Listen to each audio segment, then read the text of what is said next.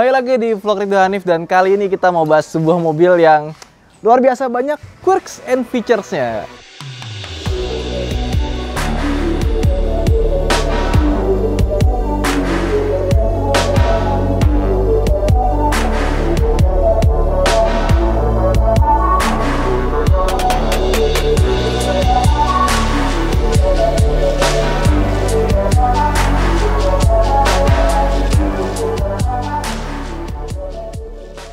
Ini mobil namanya Nissan Elgrand, pesaingnya Alphard ya. Dan ini mobil kalau kelihatan besar sekali. Nah, Nissan Elgrand di tahun 2010 itu meluncur generasi ketiganya. Ini generasi 2 itu dari tahun 2002 sampai 2010.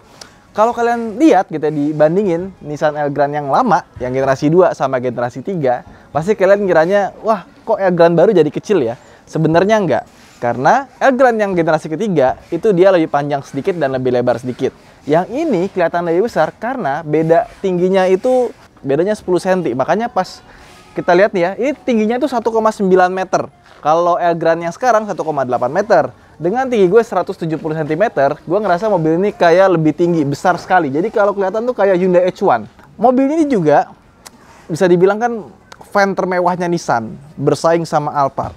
Tapi dibandingkan dengan tahun 2002, kalian lihat kan Alphard sepertinya bentuknya seperti ini. Dibandingkan dengan Elgrand yang ini, entah kenapa gue ngerasa kayak ini lebih banyak featuresnya, lebih canggih dan lebih mewah dari Alphard pada zamannya. Kayak contoh gini, dari luar aja ini ya, gue kagum sama catnya. Dan catnya ini sangat sulit sekali, makanya ini di sini kan kena ya. Mau di-sol tapi sayang gitu. Soalnya pasti jadinya belang. Karena catnya ini adalah midnight purple ya, kalau misalkan di GTR ya. Jadi kalau kita kasih lampu gitu ya, jadi kalau di kamera mungkin kelihatannya hitam nih, ya pasti hitam.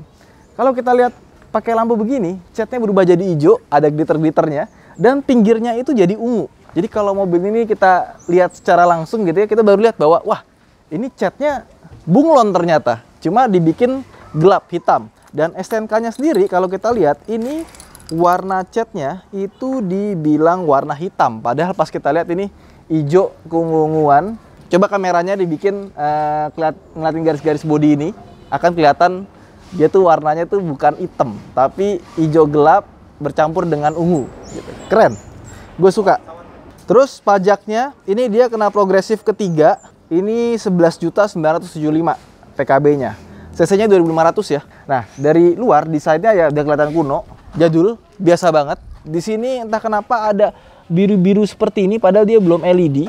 Terus sini ada lampu proyektor juga. Terus di sini, nah ini ada spion tanduk. Gunanya apa? Jadi pas kita lagi nyetir, kita pengen lihat bawah kirinya, itu di sini tuh ada kaca buat ngeliatin bawah. Sama di sini ada kaca lagi buat ngeliatin ujungnya, depannya ada sampai mana. Nah, nggak cuma itu juga. Di sini kita mendapatkan sebuah kamera. Jadi kalau kita lihat spionnya ini, dia kan ngambil garisnya dari sini nih. Wow, nyambung ke spion. Terus untuk lampu seinnya itu bening, sampai bawah-bawahnya bening karena di sini ada kameranya. Dan dia itu ada lampu di sini buat ngeliatin bawah ya, paddle lamp-nya juga ada gitu. Ya, tapi dia nggak ada kamera 360. Jadi kamera di sini doang. Di depannya sini dia nggak ada kamera buat ngeliatin kayak bird eye view gitu. Jadi cuma di sini doang. Nah, ke belakang bisa kita lihat di sini ada sedikit gundukan ya, kayak punuk gitu. Terus ini handle pintunya itu dibikin nyambung dari sini ke sini. Ini mobil sayang sekali kayaknya agak kurang dirawat. Masukin ke auto netcare, di detailing pasti langsung jadi auto bagus. Kaca sampingnya ini sayang sekali membukanya itu tidak bisa diturunin ke bawah seperti halnya Alphard. Entah kenapa dia punya pintu kanan kiri, tengahnya itu sebenarnya elektrik ya. Kita buka begini, otomatis terbuka.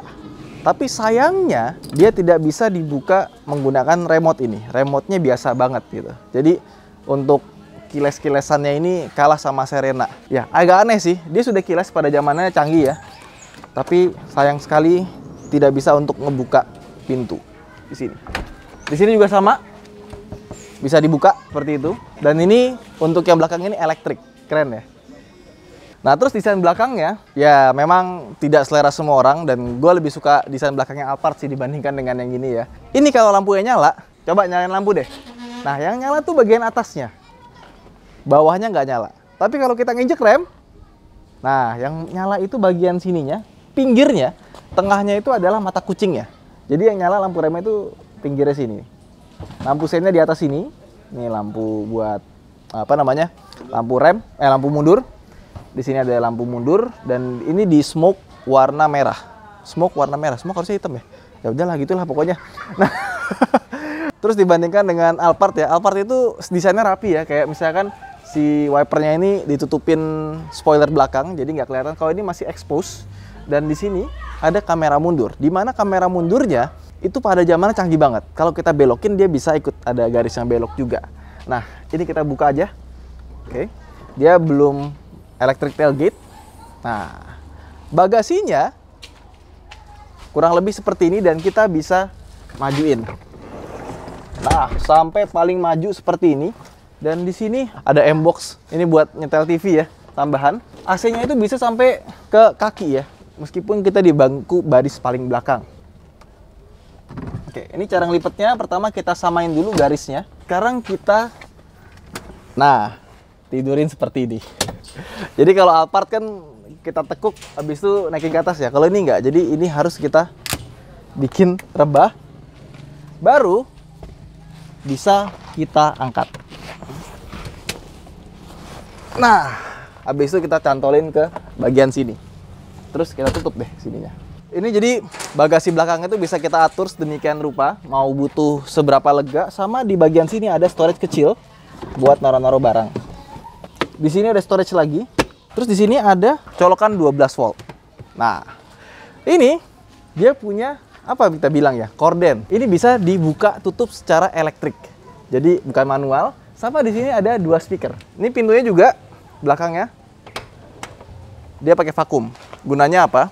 Karena mobil box gede gitu, biasanya kalau kita tutup banting, bung, kuping suka sakit ya kan? Terutama kalau ada anak kecil, kasihan. Oke, kita buka mobilnya sekarang seperti ini. Ini untuk zamannya keren loh, bayangin. Masuk aja kita langsung wow. Kenapa? Karena di sini ada layar, layarnya floating. Tuh. Bisa ditarik seperti ini. Ini layarnya floating loh, keren loh. Ini kita kayak bawa apa ya? Kapal pesiar mungkin ya, ada layarnya di sini. Nah, terus ini kalau kita lihat pintunya, ini ada 4 buah tombol. Yang atas ini buat power window, auto up and down. Yang kirinya belum auto up. Nah, yang di belakangnya ini bukan naik turun bagian sini, tapi untuk yang kaca paling belakang. Jadi kalau misalkan kita pencet ini, kaca paling belakang itu nanti akan kebuka gitu. Nah, untuk pintu itu adanya di sebelah sini, kiri dan kanannya. Nah, untuk ngatur MID di sini itu ada tombol-tombol di sini dan ini bagian sini itu floating loh. Keren loh. Ini jadi dari sini ke sini itu ngalir floating semua. Keren, asli. Zaman dulu udah kepikiran kayak gini loh. Ini menurut gue desain dashboardnya ahead of its time. Dibandingkan dengan Elgrand yang 2010 ke atas, gue lebih suka ini sih, lebih keren aja gitu. Terus setirnya juga menurut gue unik. Karena biasanya kan panel kayunya itu kan melingkar ya. Ini enggak, ini panel kayunya di sini doang. Sisanya ini masih pakai kulit. Ini ngeretrimnya pasti susah nih. Asli, ini pasti ngeretrimnya susah banget. Terus dia belum ada cruise control. Dia sudah ada steering switch control di sini, termasuk juga voice command. Nah, di sini belum pakai push start stop engine button, jadi kita nyalainnya masih diputar seperti ini. Walaupun sudah kilas ya. Speedometernya juga menurut gue ini lebih keren dibandingkan dengan Alphard. Ini ada buat pintunya individual ya. Nah, ini kalau mau ganti-ganti. Ini buat lampunya. Terus ini buat ngatur cahayanya. Nah, ini dia karena dia CPU Jepang. Ini masih banyak banget tulisan-tulisan Jepangnya. Tapi yang paling gampang ini nih, AC. Nah, AC-nya langsung gambarnya ada di sini nih. Keren ya. Ini touchscreen nggak sih? Oh, touchscreen juga ternyata. Ini dia sudah dual zone, kanan kiri, dan di sini ada mode berkendara, power atau snow. Kalau pencet lagi snow-nya jadi normal. Nah, ini ada banyak banget tombol-tombolnya untuk ngatur. Ini kita misalnya mau ganti-ganti audio, radio segala macam bisa di sini. Terus sama ada kamera buat di spion tadi yang gue bilang. Nah, tuh kelihatan ya. Kalau kita belokin, nah ini kelihatan ya. Dan dia ada garisnya ya. Jadi kalau kita belokin gini kita bisa ya ketahuan lah kurang lebihnya. Ini harusnya sambil ditutup pintunya nih. Jadi bisa kelihatan garisnya berguna apa enggak. Nah, terus kalau kita mundur seperti ini, dia kan langsung kamera mundur. Dia ada garisnya gitu. Ini untuk zamannya dia sangat revolusioner.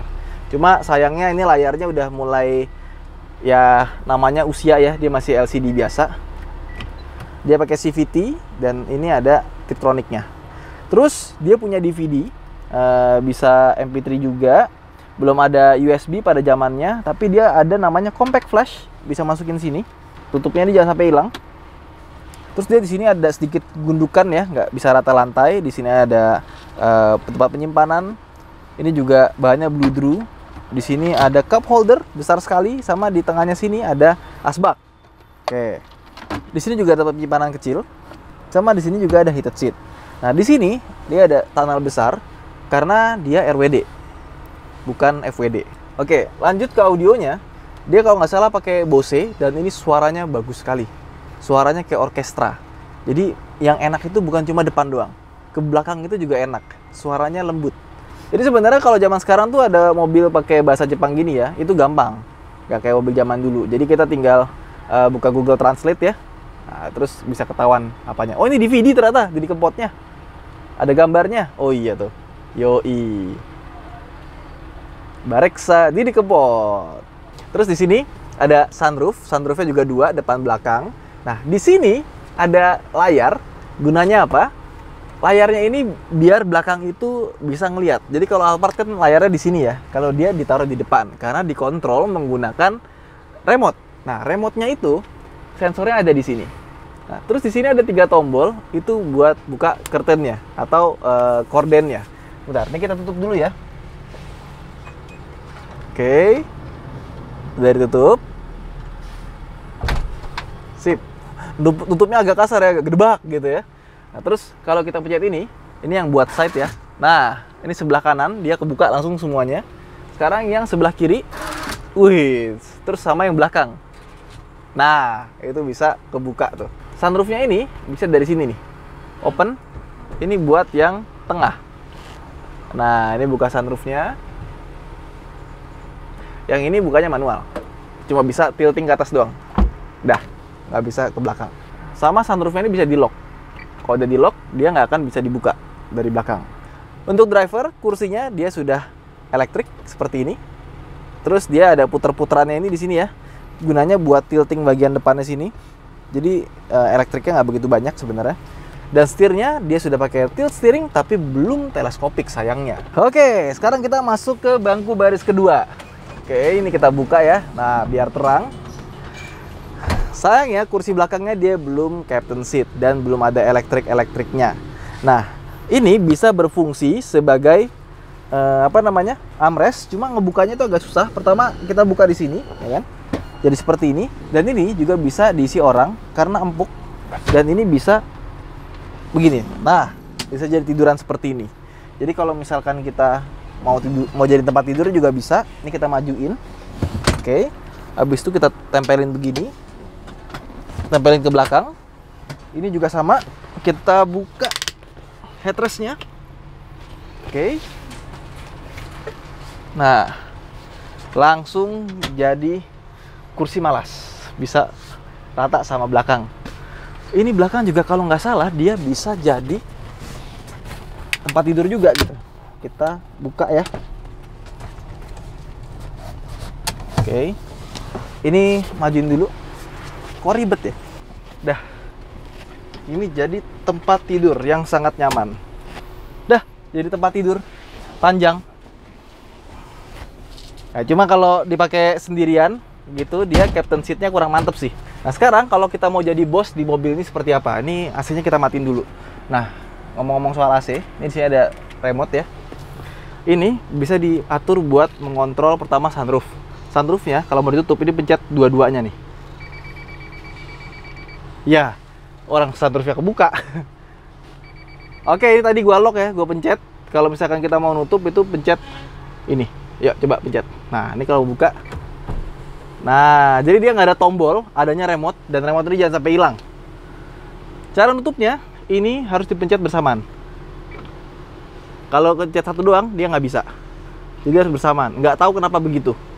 Dan ini AC bisa kita tutup ya, seperti ini. Jadi AC-nya itu tiap baris itu ada 8 berarti, karena masing-masing begini ada 2. 1, 2, 1, 2, 1, 2, 1, 2, ada 8. Ini kursi bisa dibikin berputar, caranya kita beginikan dulu. Kemudian diputar seperti ini. Hop. Dah. Kita maju dikit. Nah, udah. Jadi seperti ini, bisa dipakai buat meeting. Ini jadi tempat buat meja. Ya, tapi kalau diputar begini kita nggak dapat armrest sebelah kiri. Ya, sama satu hal, beberapa mobil yang gua coba bisa diputar seperti ini tuh biasanya depannya tuh agak mentok-mentok gitu kan. Kayak misalkan Peugeot 807 atau Nissan Serena C24. Di mobil ini udah kita putar tapi masih lega bawaannya. Ah, mundurin. Oke, mundurin lagi. Nah, ini masih enak gitu, masih nyaman, dan gue duduknya juga pas gitu. Udah, keluar lagi lu. Satu hal lagi, dia ini untuk fitur-fiturnya, kayak misalkan buat buka korden gitu ya, itu nggak bisa dari sini gitu. Even dari sini juga nggak ada modenya gitu. Terus di sini ada tombol, ini buat buka yang, nah, kaca belakang tadi. Jadi kaca belakangnya bukanya elektrik, tapi yang sini doang. Yang sininya dia masih pakai manual. Bukanya ya udah kita tarik begini.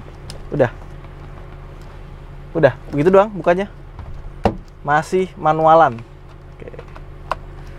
Udah. Sama lampunya. Ini kalau dinyalain kita bisa redupin. So kita bisa bikin terangin seperti ini. Terus di sini ada remote kedua. Nah, ini remote-nya untuk ngatur ini nih, TV di belakang. Nah, pertama kita nyalain dulu, nanti dia akan kebuka secara otomatis. Set. Nah, kebuka seperti itu. Dia akan ngikutin layar depan. Jadi kita dapat dua buah remote. Yang pertama adalah buat ini, entertainment belakang, sama buat ngatur AC, sunroof, segala macam dari sini. Ini mobil dengan jumlah remote terbanyak ini yang pernah gua bikin videonya ya. Dan jangan sampai hilang. Oh iya, kelupaan, dia juga kalau misalkan di malam hari gitu ya, dia ini glow in the dark. Jadi nyala warna hijau. Oke.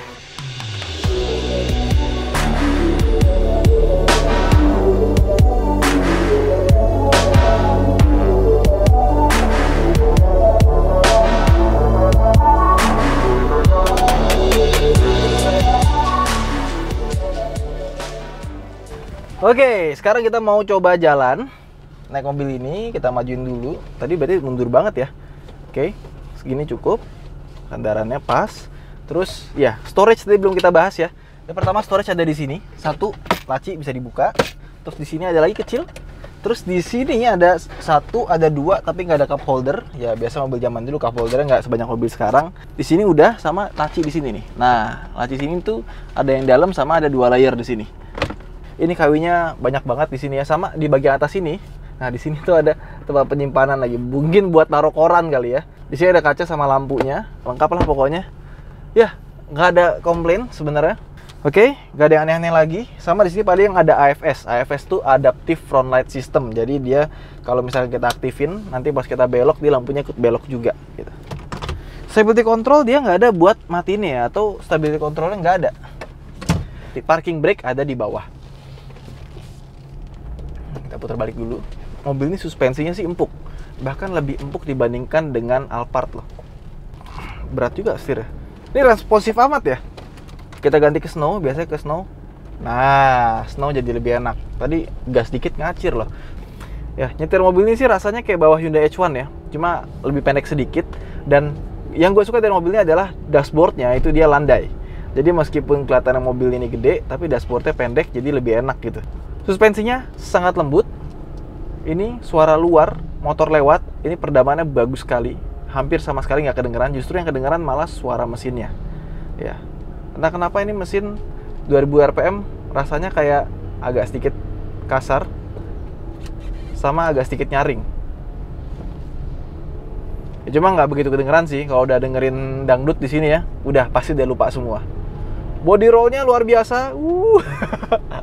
Wah, remnya empuk banget. Kayak mobil Eropa. Remnya enak loh. Surprisingly, ini remnya enak. Gak nyangka remnya seenak ini. Ya, radius putarnya mobil hampir 5 meter. Mobil hampir 5 meter, radius putarnya biasa saja.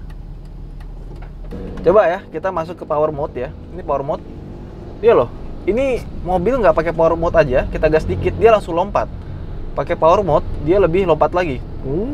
Gitu. Ini langsung mode manual 4, 5. Larinya sih boleh juga untuk fans gede gini ya. Kenceng.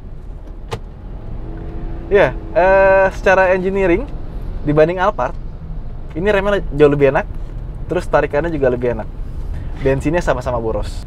Gimana Mas Untung di belakang? Luar biasa, enak. Coba kamera ke dia. Gimana rasanya di belakang? Mantap nih. Enak ya? Dengan apa? Tahun ini ya? Iya. Tahun berapa? 2008 mobil. Sama Alphard enakan ini loh. Enak ini. Enak ini kan? Kalau di tahun yang sama ya. Justru gua ngerasa ini suspensinya, goyangan-goyangannya itu ini kayak Alphard yang sekarang. Nah. Ya nggak? Yang Alphard Gorilla gitu. Iya. Coba ini nih. Oh, ini banget. Belok. Iya kan mobil gede. Ini hampir 5 meter, Pak. 4,8. Kalau Elgrand yang baru 4,9. Jadi waktu itu kita juga pernah nyobain Elgrand yang model terbaru itu juga dibanding Alphard lebih enak Elgrand loh. Tuh suspensinya ya. Enak loh. Makanya yang punya mobil ini bilang, "Mas, coba nih Elgrand nih. Lebih enak dari Alphard sampean," katanya. Iya bener sih. Wuset deh larinya. Kenceng banget. Larinya kenceng loh. 3000 RPM-nya emang ke atas itu suaranya agak berisik, tapi kenceng banget loh. Maksudnya ini mobil berarti 2 ton segede gini ya kan. Larinya kok bengis gitu. Selama ini gue ya emang karena jarang juga kali ya mobilnya di jalan, gue kayak nggak kepikiran gitu Elgrand gitu kan. Tapi ternyata pas nyobain, nih mobil nggak bisa dipandang sebelah mata loh. Gile ini mobil. Top sih top. Ya, cuma body roll segala macamnya Armstrong sih, lumayan berasa banget. Mungkin power steeringnya udah cukup berumur ya, masih pakai hidrolik. Tapi suspensinya kayak kakinya, ini masih senyap, nggak ada bunyi aneh-aneh. Dan enak sih, enak nih mobil. Ini mungkin video agak sedikit panjang, karena ya emang banyak banget yang bisa diulas dari mobil ini sih. Ini kita pindahin sini ya. Nah, kayak bis malam tuh nggak sih? Lihat di kempot di sini ya kan? Kita gedein dikit. Tuh. Alphard tuker ini kali. Enak, ini mobil enak banget Elgrand. Ternyata yang tahun lamanya aja enak banget rasanya kayak Alphard yang generasi sekarang yang Transformer. Suspensinya ya mirip banget sama Alphard Transformer loh. Menarik nih mobil, asli. Oke, jadi kurang lebih itu ya Nissan Elgrand, mobil yang sangat menarik sekali untuk diulas karena banyak hal-hal unik yang ada di mobil ini. Ya, buat teman-teman yang pernah punya Nissan Elgrand, bisa komen di bawah seperti apa rasanya dan bagaimana merawatnya. Dan mobil ini sekarang kalau nggak salah lagi dijual juga, 150 juta kalau nggak salah kemarin dengan pajak hidup. Kalau kalian berminat bisa lihat di nomor telepon di bawah. Ya, saya Ridwan Hanif. Sampai jumpa di vlog berikutnya. Jangan lupa untuk like dan subscribe. Terima kasih telah menonton. Bye.